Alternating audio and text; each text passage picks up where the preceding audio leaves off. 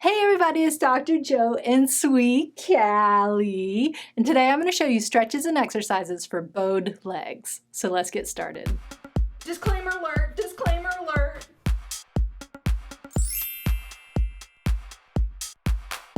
So before we get started, if you haven't already, make sure and click on that subscribe button because it helps my channel grow and it allows me to continue to make videos for everybody. So with bowed legs, sometimes this is a bone issue. And if it's a bone issue, something you've had all your life, or because the bone is degenerating, stretches and exercises probably aren't going to help. But if this is coming from weak or tight hip muscles, these exercises might help for you. So the first one we're going to do is just a hip internal rotation because we want to be able to bring those knees back in. If they're bowed out, a lot of times that's because those internal rotators are weak.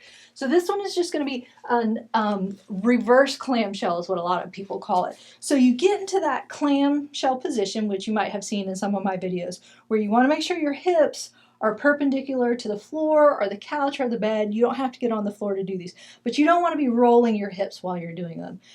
The top leg is going to be a little bit different than the normal clamshells because usually you bring your knees apart. This time the knees are going to stay together and you're going to lift that foot up. So see, I'm going into that internal rotation of the hip.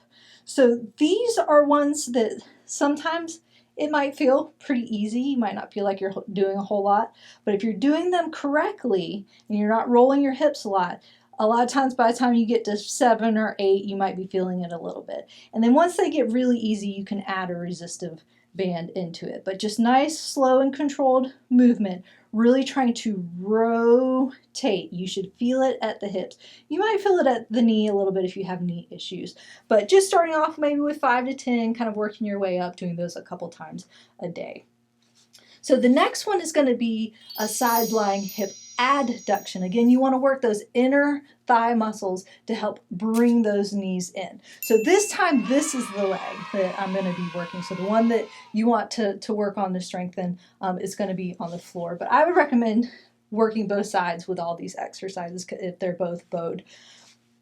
But the one that's going to be working is on the floor or the bed. So with your top leg, you can either put it in the front or you can put it in the back, whichever one is more comfortable for you. Make sure you're lying down. I'm just holding up my head so I can look at you a little bit easier. But again, same kind of thing. You want your hips to be pretty perpendicular. You don't want them to be rolling. And the leg movement's not going to be very big. So before I do this, I want to take my thumbnail really quickly. You can take it along with me if you want. So you can see my leg's not going to come up very high. Some people want to try and rotate and bring it up, but then you're not quite getting that exercise of those hip adductors, adductors. So it doesn't have to be a big movement. You're just lifting up your leg, trying to keep your toes pointed as you go. So same thing, just start off with a little bit. These are a little harder than they look. Even with just a couple, I can already feel those muscles working a little bit. So it doesn't have to be a lot. So the next exercise is going to be for the dorsiflexors, because a lot of times if you're rolling out, those dorsiflexors, the ones that pull up your foot when you walk, aren't quite getting what they're doing. You can do this seated, you can do this on the floor, on your bed. I like kind of on the floor because you can get a little bit closer. You can do these a couple different ways by anchoring the band somewhere, but I like to just kind of hold it like this.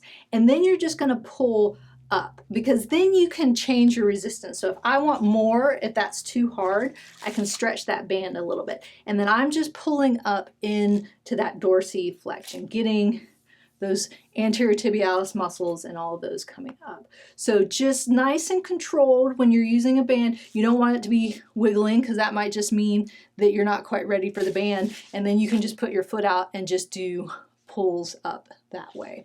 So again, with the band, just starting off with maybe 5 to 10 and then kind of working your way up from there a couple times a day.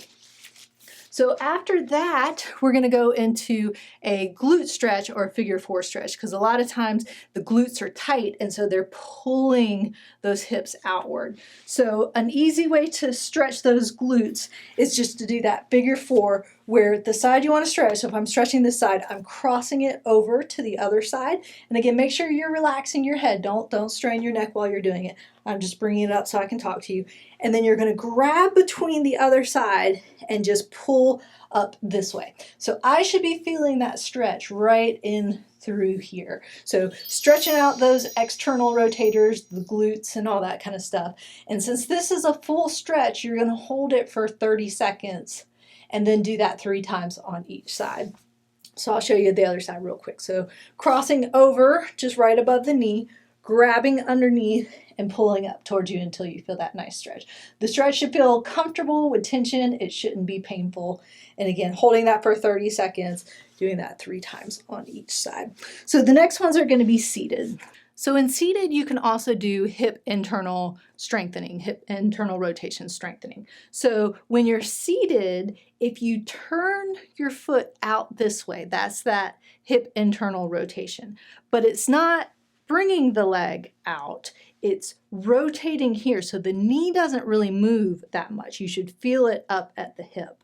So this is the hip internal rotation strengthening. You can do these without a band, but if they feel pretty easy, if you can get to 25, 30 easily, then you might want to try a resistive band. So you can just anchor it with the other side, and then same thing, you're just rotating it outwards. So this, I feel it a lot in the hip here. So make sure you start off with the lightest band if you're going to try it, and then kind of work your way up from there.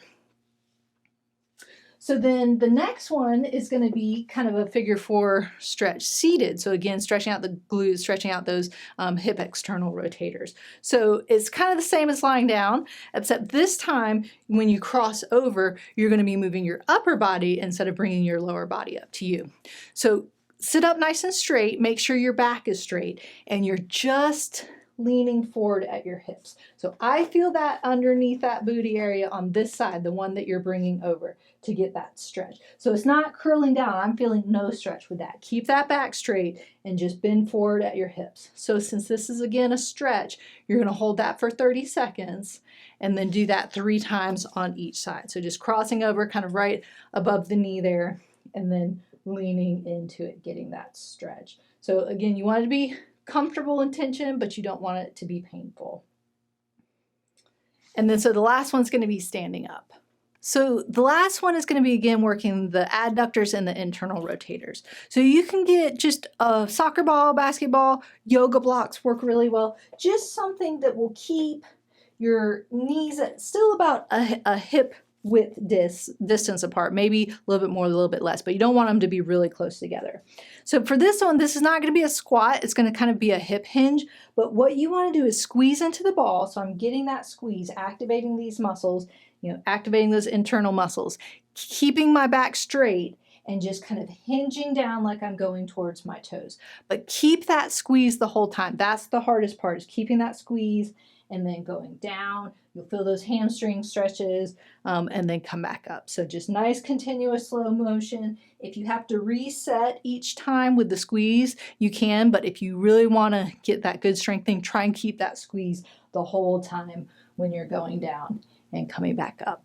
So there you have it. Those are stretches and exercises for bowed legs. If you'd like to help support my channel, make sure and click on the link up there. And don't forget to subscribe by clicking down there. And remember, be safe, have fun, and I hope you feel better soon.